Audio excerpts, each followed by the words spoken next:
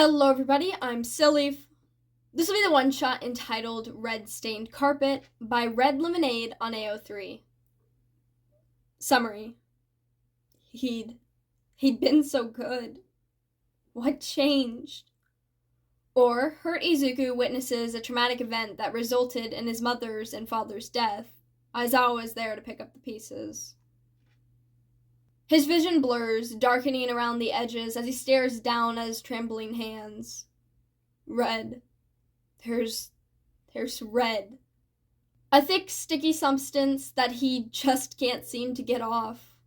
Get off. He feels like he's dying, like he's suffocating, unable to get the air into his lungs as his breathing picks up, only able to focus on the red in his vision. He'd been so good. He'd been quiet, he'd stayed out of Papa's way, he'd done chores, and he finished his schoolwork. He cleaned up the plates and helped Mama do the dishes. It was the same night as it had been for weeks. What changed? What went so wrong while Izuku was at school, sitting and watching and waiting, ever so patient, ever so quiet? Like a little good child. That's what Mama always said, to be silent is to be good. But Mama's not here anymore. She's here. Izuku is vaguely aware of her body crumpled on the floor of the room, a puddle of red by her head as it trickles from her mouth. But she's not here. Her eyes are hazy, unfocused, and unseen as she gazes off into some unknown plane he can't see. They aren't bright, the gleaming kindness when she comes into his room, when the yelling stops and gives him dinner Papa said he didn't deserve. They aren't that subtle love in her eyes as they eat quietly together, and Izuku presses up against her side as another crash comes down from the hall. They're nothing. Izuku swallows thickly, hands shaking as he takes a stumbling step back, hiccuping sobs building up in his chest. He'd been so good. He hadn't called Mama from school begging to be picked up because one of the other boys stole his things, or his lunch, or his bag. He'd promised her he'd wait today, make a whole day through just for her. The clock had ticked slowly, teasing him with the internally slowing seconds. He just wanted to see his Mama. He sat, waiting, ignoring the fear bubbling up in his chest, drawing him in his thoughts. He clenched his fist tighter and tighter until he felt his nails digging into his palms enough to cause them to bleed, which he quickly reacted, rubbing the blood off on his pants. Mama would have to wash them, he thought. But Mama's not here.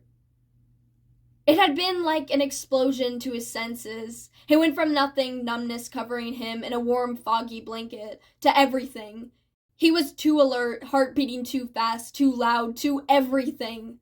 It was too much. Too much. The clock had stopped laughing, pitying the characterless child, flicking to 3 o'clock, the bell ringing piercingly loud, his ears ringing for minutes after. He zips it closed and runs. He runs until he's cleared the school grounds, then the 2 streets leading to his apartment building beside the school, then the park across. He pants heavily, gulping and gasping for air. He shudders, panting until his breaths even out enough that he can walk without needing to stop every 2 steps. He just wants his Mama. If he walks faster, maybe runs a little better, then he could see her sooner, right? Izuku wishes he'd just sprinted the rest of the way. Izuku sobs as he falls to the ground, landing hard on the carpeted floor. Mama. He just wants his Mama. Tears build up as quickly as they overflow, streaming down his face as his hands tremble, unable to focus on the red that covers his hands, that covers Mama's head and arm, that covers Papa's side. He didn't mean to. He's a good kid. He just wants to see his Mama. Izuku sobs, curling up on the red-stained carpet, rubbing at his face with his red-stained hands.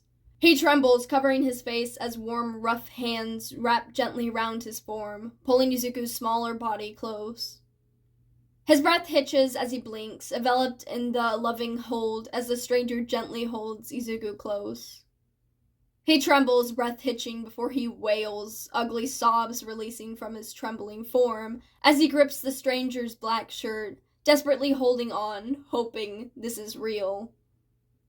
Izuku sobs against the man as he cradles Izuku gently, picking him up and curling him against his chest, brushing the blood off Izuku's face.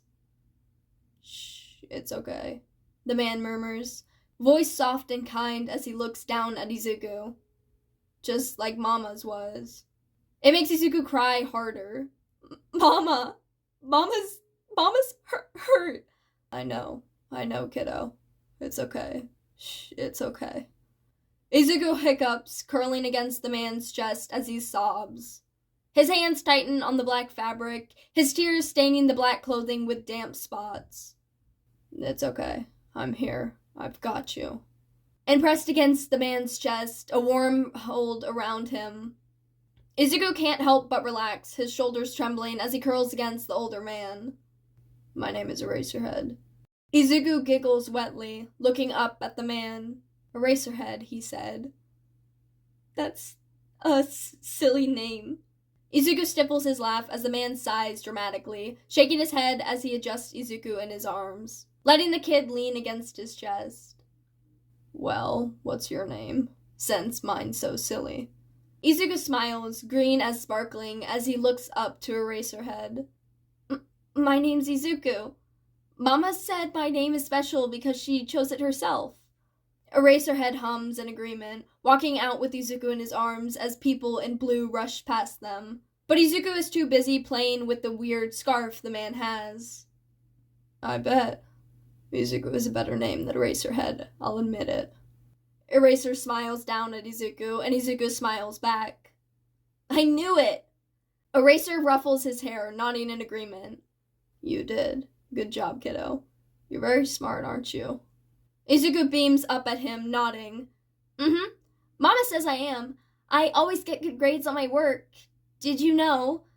Immersed in his chatter with the older man, Izuku is too busy to see the paramedic lean down beside his mother's body, hand reaching out to check for a pulse. Eraser isn't. So, shifting the young chattering boy away from the scene, he ignored how his heart tightened, knowing that nothing would be the same for the kid, knowing that he was too late to stop it. The best he can do now is make sure Izuku ends up in a good home, a loving, caring one. He'd never forgive himself if he didn't. Alright everybody, that concludes the one-shot entitled Red Stained Carpet.